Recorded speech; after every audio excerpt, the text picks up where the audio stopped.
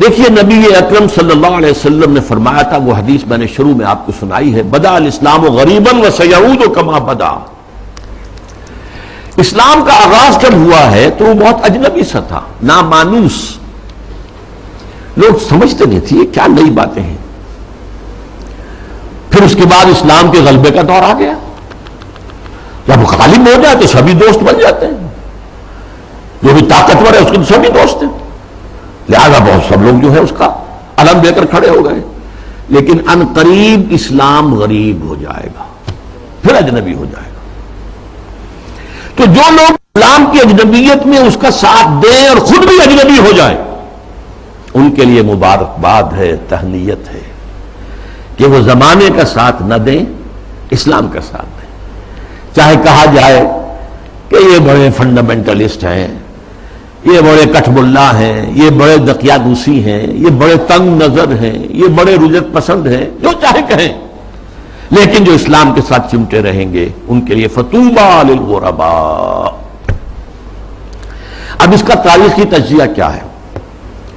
دیکھیے، اسلام پر اجنبیت کا پہلا پردہ یا پہلا سایہ تو پڑ گیا خلافت راشدہ کے فوراً بعد۔ حکومت و ریاست کے میدان میں امرہم شورا بینہم کے بعد ختم ہوئی اور ملوکیت، شہنشاہیت کا آغاز ہو گیا۔ اب اس کی تفصیل میں اس وقت نہیں جاؤں گا۔ بنو امیہ، بنو عباس، پھر اس کے بعد جو بادشاہتیں بنی، مغلوں کی حکومت، صفویوں کی حکومت، ترکوں کی حکومتیں، یہ تھی، یہ وہاں پر وہ خلافت کی بنیادی بات یہ نہیں تھی کہ چلو اپنے میں سے بہترین کو اور پھر اس کا حوالے کرو۔ ان اللہ یامرکم ان تؤدوا الامانات الی اہلھا، جو اہل ہو ان کے ذمہ داریاں جو ہے ان کے ذمہ لگاؤ۔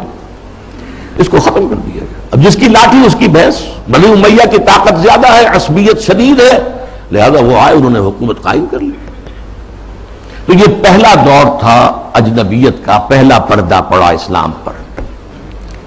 دوسرا پردہ کچھ عرصے کے بعد جب ملوکیت نے خوب پنجے گاڑ لیے، مضبوطی ہو گئی اور ملوکیت شہنشاہیت میں تبدیل ہو گئی، یہ دور بنو عباس ہے۔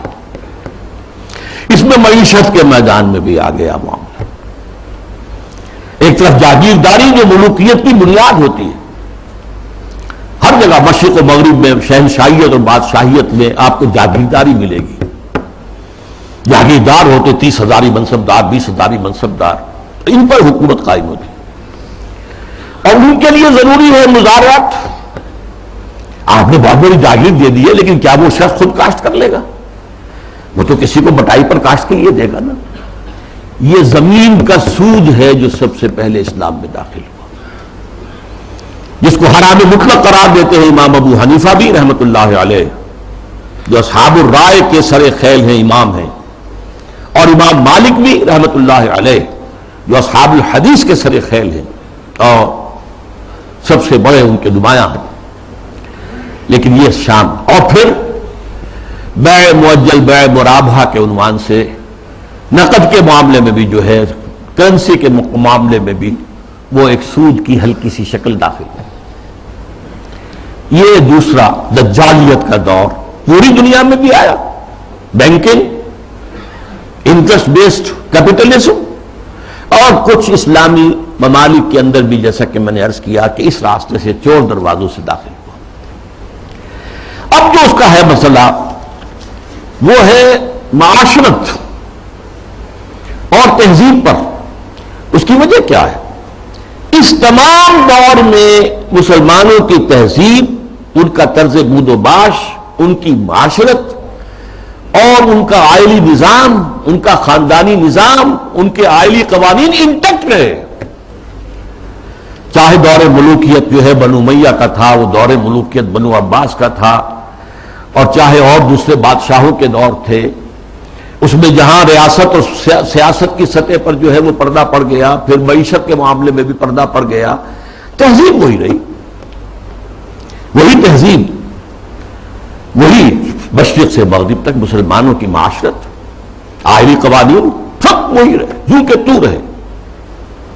مسلم کلچر وجود میں آیا ہے، چنانچہ مسلم آرکیٹیکچر وجود میں آیا، یہ مورش آرکیٹیکچر جو ہے دنیا میں مشہور ہوا، اسپین کے اندر خاص طور پر مکان بنانے کا ایک خاص انداز، زنان خانہ علیحدہ ہے، مردانہ علیحدہ ہے، پہلے مردانہ ہے، پھر اس کے بعد ڈیوڑی آئے گی اور زنانہ جو ہے وہ حصہ شروع ہوگا، باہر سے جو آئے گا وہ یہاں بیٹھے گا، مردانے میں قیام کرے گا، زنان خانے کے اندر جو ہے وہ تو صرف محرم جائیں گے اور کوئی نہیں جا سکتا۔ اس تہذیب کی بنیاد وہ جو اسلامی تہذیب تھی اس پر، اسی پر ایک آرٹ مسلمانوں کا قائم ہوا، خطاطی دنیا میں بہت بڑا آرٹ بن گیا، بہت بڑا آرٹ، ہاتھ سے منہ قلم سے جو آرٹ پیدا کیا جاتا ہے وہ خطاطی کی شکل میں آیا، یا عام بظاہر فطرت کی نقاشی۔ تو یہ ہے جو میری بات ہے وہ سمجھ لیجئے کہ تہذیب میں فرق نہیں آیا، آئلی نظام میں فرق نہیں آیا، معاشرتی اقدار میں فرق نہیں آیا، چاہے سیاسی اور معاشی اعتبار سے دجالیت جو ہے مختلف ادوار سے گزر کر آ گئی۔ اب ظاہر بات ہے کہ دجالیت کا آخری حملہ جو ہے وہ اس تہذیب پر ہے۔ چادر اور چار دیواری کا جو حصار ہے، قلعہ ہے، اس کو توڑ دو، منہدم کر دو، مخلوط معاشرت قائم کرو، بے پردگی، عریانی، فحاشی اور مخلوط معاشرت جو ہے اس کو آپ کرو، فروغ دو، پھیلاؤ، آزاد شہوت رانی اس کو فروغ دو، جس کے نتیجے میں شادی کا مقدس جو بندھن ہے اس کی حیثیت ختم ہو جائے۔ جیسا کہ آپ کو معلوم ہے ویسٹ میں اب یہ شادی بیاہ جو ہے وہ تقریباً یعنی یوں سمجھیے کہ مفقود ہونے والی بات ہے۔ وی آر لیونگ ٹوگیدر، مرد اور عورت ساتھ ہم رہ رہے ہیں لیکن ہم شادی شدہ نہیں ہیں، وی آر ناٹ میریڈ، اولاد ہو رہی ہے۔ بش نے کئی دفعہ واز کہا ہے شادی کرو شادی کرو شادی کرو، کیوں کہہ رہا ہے؟ اس لیے کہ وہاں تو شادی کوئی کرتا ہی، آئلی قوانین ایسے غیر فطری ہیں کہ کوئی مرد اس کو گوارا نہیں کرتا کہ وہ شادی کے بندھن میں بندھے اور قانونی طور پر اتنی زد میں آ جائے ان قوانین کے۔ وی آر لیونگ ٹوگیدر، بات ہو گیا، علیحدہ ہو گیا، سیپریٹ ہو گیا، تو اس سے کوئی کسی کو قانونی ذمہ داری نہیں ہے مرد کے اوپر۔ خاندانی نظام کی بے کنی، یہ ہے جو آخری حملہ ہے دجال کا، اور یہ حملہ جیسا کہ میں آپ سے کہتا ہوں کہ دنیا میں کہہ چکا ہوں، دنیا کے بہت بڑے حصے میں تو پورے طور پر آ چکا ہے۔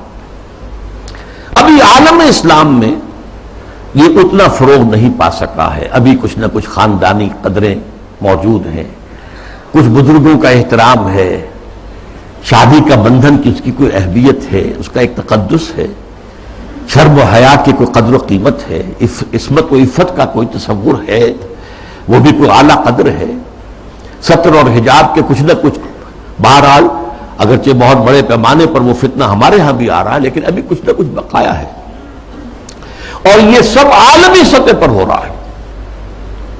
مسلمانوں کی تہذیب کی یہ جڑ اور بنیاد کاٹنے کے لیے ذرا یاد کیجئے، قاہرہ کانفرنس ہوئی سب سے پہلے عالمی سطح پر، ویمن لب، عورتوں کی آزادی کے لیے، پھر بیجنگ کانفرنس ہوئی، پھر بیجنگ +5 کانفرنس ہوئی یونائٹڈ نیشنز آرگنائزیشن کی جنرل اسمبلی کے تحت، اور اس میں کیا سفارشات دی گئیں یہ پہلے بھی میں بیان کر چکا ہوں۔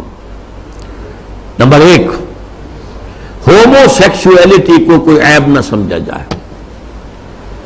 یہ بھی انسان کا ایک طبعی تقاضا ہے، مرد مرد سے، عورت عورت سے شہوت رانی کرے، یہاں تک کہ مرد اور مرد کی شادی اور عورت کی شادی، ایک مرد جو ہے وہ شوہر ہے، دوسرا مرد بیوی ہے، ایک عورت شوہر کے درجے میں ہے، دوسری عورت بیوی کے درجے میں۔ اسی طریقے سے یہ جو تم کہتے ہو عصمت فروش عورتوں کو پروسٹیٹیوٹس، یہ بڑا گندا لفظ استعمال کرتے ہو، ان کو اس کو بھی اس کا احترام ہونا چاہیے، وہ بھی ایک پیشہ ہے، ایک محنت ہے، لہذا انہیں کہو سیکس ورکرز، محنت کش، جنس کی بنیاد پر محنت کرنے والیاں۔